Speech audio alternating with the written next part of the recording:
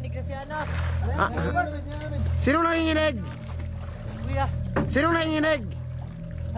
Ha? Sino nanginginig? Nanginginig na? Sa akin bakit? Hawakan mo yung lubid, wala kayong flashlight, kuya? Nawakan mo? May pins ka ba? Wala? Wala kang pins? Ay sus! Meron pala yan. Ay, si Joshua pala kasama mo? Sige, sige. Kaya pa. Kaya po. Kaya gulat ako, ba't doon kayo papunta?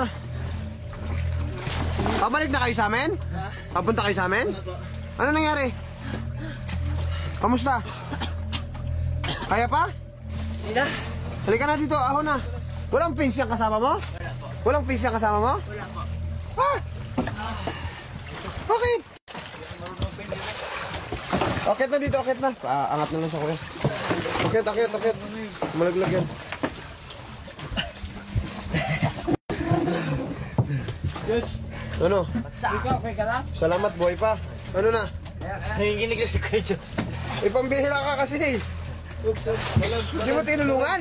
Tinulungan ko maglangoy. Hingig sa lamig, Jo? Lamig? Pagod. Sisid. Sisid, bakit? Pagkasisid. Kakasisid? Oo, nasusuka siya. Bakit? Bakit, Jo? Bakit, Jo? May sakit ka? Hindi ko alam. Ha? Hindi ko alam. Bakit? Matanda na. Bakit na ano ka? Pagod na, pagod. Labing suka ko doon eh. Wala kusuka mo yung kinain mo? Ha? Apo. Ha? Apo. Eh baka kasi bumabaliktad ka, kakakain lang kasi. Sana sila? Tara. Tara, kuya.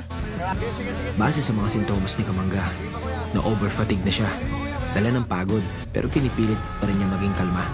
Sa kabilang banda naman, ay tumudugo na pala ang ilong ni Gio.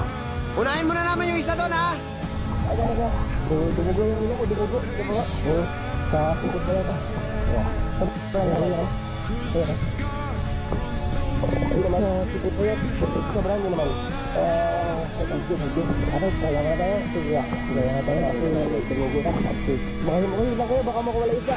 Ha?